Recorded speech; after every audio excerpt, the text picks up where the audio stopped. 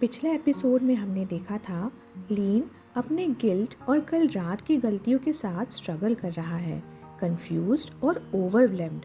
उसका टेंशन और बढ़ जाता है जब एलेक्साई अचानक कोमा से जागता है, जो 6 महीने तक था। लीन का दिल एक सवाल से भरा है, क्या एलेक्साई को कल रात की बातें याद हैं? जब एलेक्साई उससे अपनी आइडेंटिटी के बारे में पूछता है, लीन पैनिक कर जाता है, लेकिन सच बोलने से बचता है। एलेक्साई की पियर्सिंग गेज और कमांडिंग प्रेजेंस लीन के नर्व्स को और ज़्यादा रैटल कर देती है। जब एलेक्साई अपना अल्फा ऑरा रिलीज करता है, लीन हेल्पलेस फील करता है।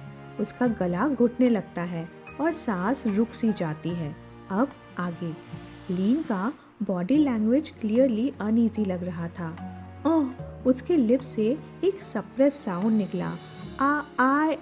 हे वो मिस्टर रोमेनॉफ। लीन ने अपनी बात अभी कंप्लीट भी नहीं की थी कि एक तेज वूश साउंड के साथ एलेक्सिस ने अपने सामने रखी किताबें जोर से लीन की तरफ थ्रो कर दी। बुक्स हवा में एक आर्क बनाते हुए लीन के पास से गुजर गईं और एक काफ़ी तेज स्लैम साउंड के साथ वॉल पे जा लगी। ये तो पक्का बहुत गुस्से में है, तभी तो उसने मुझ पर किताब फेंकी है, लीन ने मन में सोचा। उसकी आवाज़ थोड़ी ट्रेमलिंग थी। लीन का हार्ट बीट एक अलग ही लेवल पे था, जैसे उसका मन एक अजीब सी टेंशन से भर गया हो। एलेक्सिस की आंखों में एक इंटेंस रेज था और उसकी वीकेंड बॉडी भी उस गुस्से को छुपा नहीं पा रही थी। तुमने भी उस स्टूपिड डॉक्टर जैसा जवाब दिया तो चाहे मुझे इस बेड से उठने के लिए घुटनों के बल क्यों ना चलना पड़े, आई विल मेक श्योर कि तुम्हें पछताना पड़ेगा। एलेक्सिस के वर्ड्स में एक क्लियर वार्निंग थी जो रूम में इको कर रही थी। वो पैंट करते हुए सांस संभालने की कोशिश कर रहा था, पर लीन के लिए उस ऑरा का प्रेशर अनबेरेबल लग रहा था। ये आदमी मुझे इतना डर क्यों लग रहा है? लीन के मन में एक हैवी थॉट चल रहा था। वो अपने आप को काम करने की कोशिश कर रहा था, पर एलेक्सिस के अल्फा ऑरा उसका गला दबा रहा था। तभी रूम में कार्लोस के एंटर करने की आवाज़ आती है, एक कंपोज्ड येट अथॉरिटिव वाइब के साथ। मैं तुम्हारे सवाल का जवाब देता हूँ, उन्होंने कामली बोला, लीन की तरफ एक नज़र डालते हुए। लीन तुरंत उनकी प्रेजेंस फील करके उनकी तरफ दौड़ा। सर, लीन की हल्की आवाज़ रूम में एक नर्वसनेस लेकर आई। कार्लोस एक कंपोज डेमिनियर के साथ एलेक्सिस के पास जाकर लीन का इंट्रोडक्शन देते हैं। मैं तुम्हें इस आदमी का इंट्रोडक्शन देता हूँ। कुछ देर रुककर वो आगे बोलते हैं, ये तुम्हारा पार्टनर है। तुम दोनों की शादी 4 दिन पहले हुई थी। इसका नाम लीन है। एलेक्सिस का एक्सप्रेशन सडनली शॉक में बदल जाता है।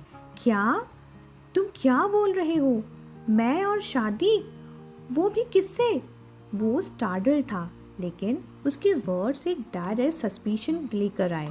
लीन पैनिक में कार्लोस के पीछे खड़ा था, एक ऑकवर्ड एक्सप्रेशन के साथ। जब कार्लोस कैजुअली लीन का नाम बोलते हैं, लीन, एलेक्सिस का पेशेंस अब टूट रहा था। तुम पागल हो गए हो क्या? मैं और शादी? मैं तो कोमा में था। मैं किसी से शादी कैसे कर सकता हूँ? उसका गुस्सा रूम के एटमॉस्फेयर को और हैवी बना रहा था और लीन का पैनिक और बढ़ता जा रहा था। कार्लोस अपने यूजुअल काम डेमिनियर में एक हल्का स्माइल करते हुए बोलते हैं, मेरे लिए कुछ भी इम्पॉसिबल नहीं है बेटा। तुम्हें अपने फादर के बारे में पता होना चाहिए। एलेक्सिस के लिए ये सब डाइजेस्ट करना मुश्किल हो रहा था। वो सडनली अपनी बेड से उठने की कोशिश करता है। उसके हाथ ट्रेमलिंग थे। लीन का पैनिक और इंटेंस होता जा रहा था और उसका मन चिल्लाया, मुझे पहले यहाँ से निकलना होगा। वो रूम से भागने की कोशिश करता है। कहाँ जा रहे हो? मैं अभी तुम्हारे साथ फिनिश्ड नहीं हूँ। एलेक्सिस का चिल्लाना रूम के अंदर इको हुआ। उसकी बॉडी अभी भी वीक थी और उसका ऑरा डेंजरस था। लीन का दिल एकदम तेज धड़क रहा था। ये क्या हो रहा है? वो अपने चेस्ट को पकड़ता है। सांस लेना मुश्किल लग रहा था। एलेक्सिस का अल्फा ऑरा एक हैवी ब्लैंकेट की तरह लीन के ऊपर दब रहा था और उसका पूरा बॉडी शिवर कर रहा था। कार्लोस, जो अब तक न्यूट्रल था, सडनली एक शार्प रियलाइजेशन के साथ खुद से बोलता है, अगर ये एक रिसेसिव होता तो एलेक्सिस के फेरामोन का इस पे इतना असर नहीं होना चाहिए था। उसका एक्सप्रेशन डीपन होता है। ये तो एक डोमिनेंट ओमेगा की तरह बिहेव कर रहा है। क्या ये मेरे बेटे का फेटेड मेट हो सकता है? उस रियलाइजेशन के बाद कार्लोस का एक्सप्रेशन ग्रिम हो जाता है। ये एक ऐसी चीज़ है जो मैं नहीं होने दे सकता। उसके वर्ड्स में एक हिडन फियर और डिटर्मिनेशन था। एलेक्सिस, बस करो। कार्लोस का अथॉरिटिव टोन एलेक्सिस के रेस को ब्रेक करता है। एलेक्सिस का बॉडी ट्रेम्बल कर रहा था, लेकिन उसका गुस्सा अभी भी थमा नहीं था।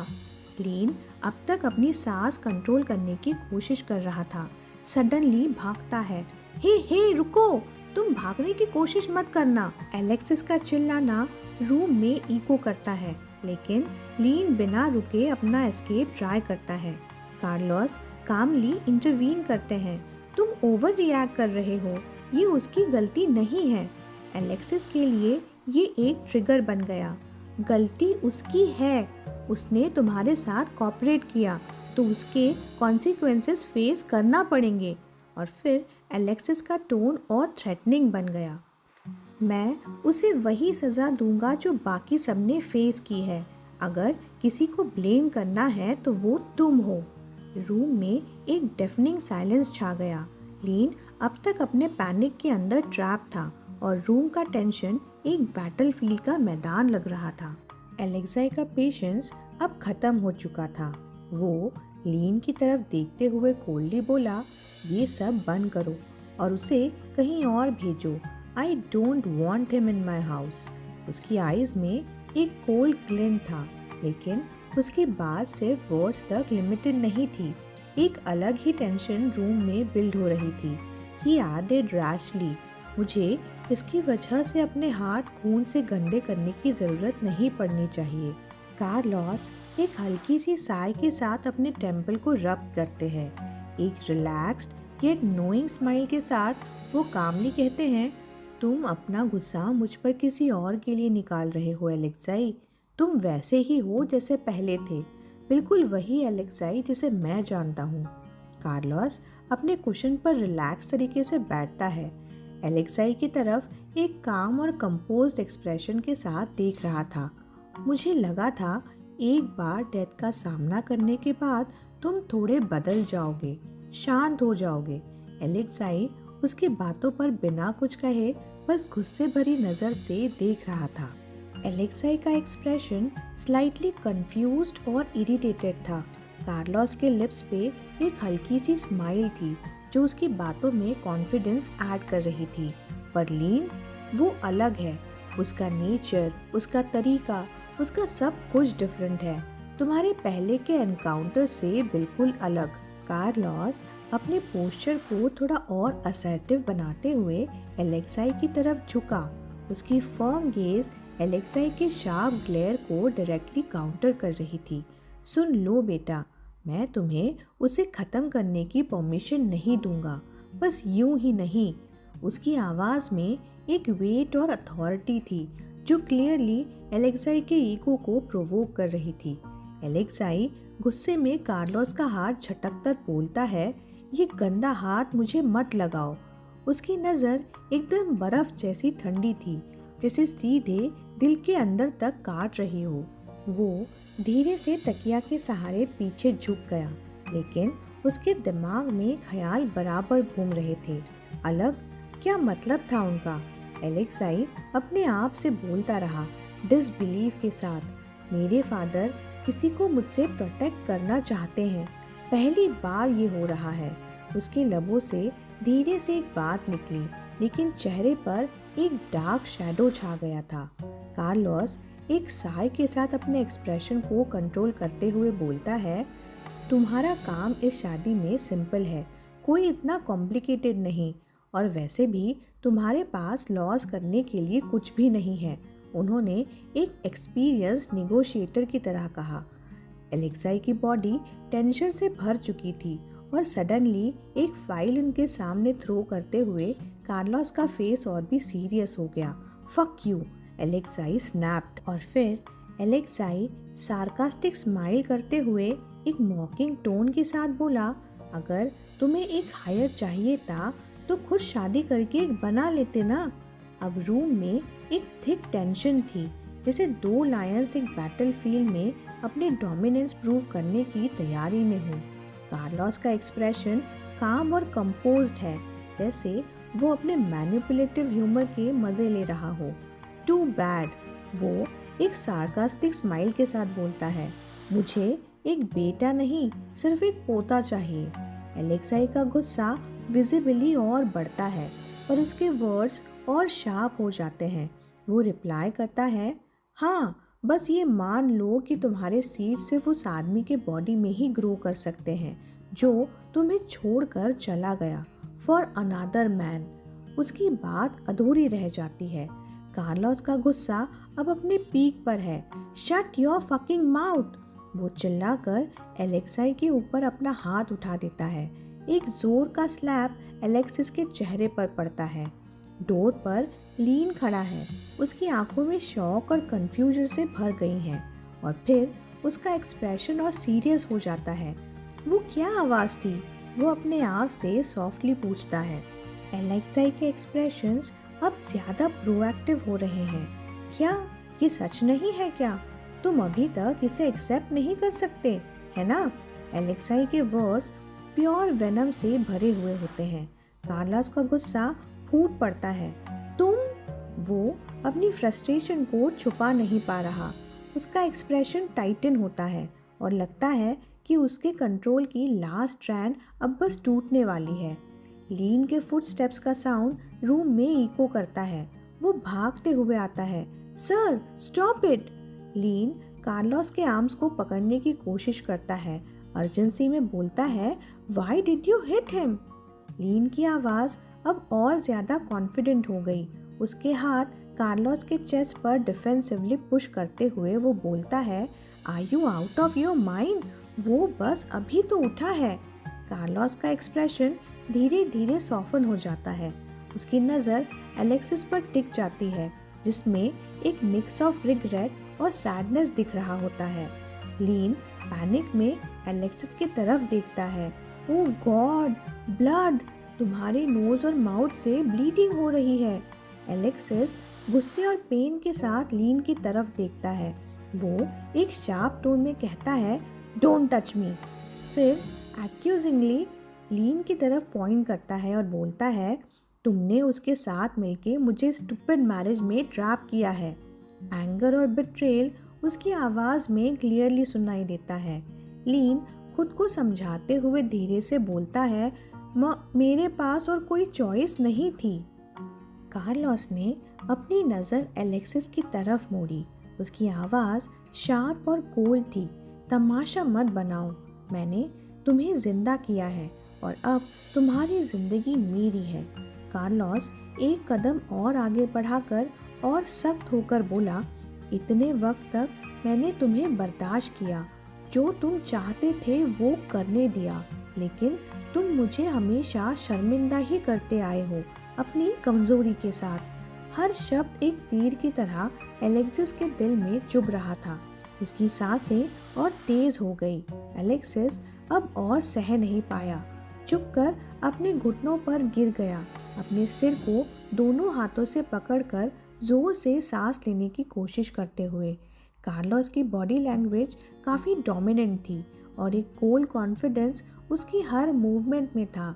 डू एज आई से और तुम्हें तुम्हारी फ्रीडम वापस मिलेगी। लीन, जो अभी भी एलेक्सिस के पास खड़ा था, अपनी कन्फ्यूजन और गिल्ट से स्ट्रगल कर रहा था। उसके दिमाग में सिर्फ एक ही बात चल रही थी। मुझे लगा था कि वो अपने बेटे से बहुत प्यार करता है, लेकिन जो बात लीन को सबसे ज़्यादा शॉक कर रही थी वो ये थी कि कार्लोस का उस पर हाथ उठाना, और वो भी जब एलेक्सिस अभी अभी कॉन्शियस हुआ था।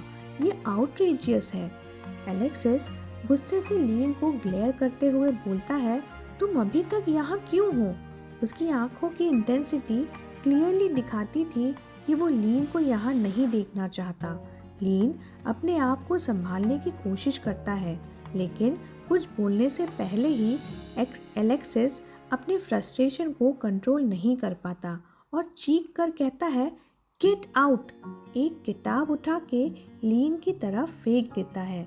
वो किताब लीन के चेहरे को थोड़ा सा ब्रश करते हुए निकलती है, उसके टेम्पल्स को टच करके। लीन अपने फोरहेड को पकड़कर हल्की आवाज़ में बोलता है, दैट हर्ट। अपने दर्द को छुपाने की कोशिश करता है। रूम का टेंशन और ज़्यादा बढ़ जाता है जब एलेक्सिस अपनी उंगली से डोर की तरफ पॉइंट करते हुए गुस्से से बोलता है, मैंने कहा गेट आउट। लीन अपनी फ्रस्ट्रेशन से भरा हुआ रूम से भागता है, उसके हाथ अपने सर को पकड़े हुए। जैसे ही वो दरवाज़ा बंद करता है, एक भारी सांस लेते हुए अपनी हालत पर सोचता है, गॉश, वो कितना ऑफुल है, क्यों मैं उसकी चिंता करता हूँ। एलेक्सिस फ्रस्ट्रेटेड और गुस्से से भर गया था। टेबल पे जोर से मुक्का मारते हुए बोला, damn you Carlos fucking shit. उसका अपना हेल्पलेसनेस उसके गुस्से को और ज़्यादा बढ़ा रहा था, जैसे वो खुद से लड़ रहा हो। लीन डोरवे के पास खड़ा साइलेंटली कार्लोस के कंपोज फिगर को देख रहा था। उसके खुद के थॉट्स कंफ्यूजन से भरे हुए थे। एक्चुअली मिस्टर रोमनॉफ ने इतना एक्सट्रीम क्यों किया होगा? क्या सच में सिर्फ एक ग्रैंड चाइल्ड के लिए? पर अगर ऐसा है, लीन के थॉट्स और डार्क होने लगे, तो फिर एक डोमिनेंट ओमेगा के साथ अपने बेटे की शादी करवा देते, क्या ये बेटर नहीं होता?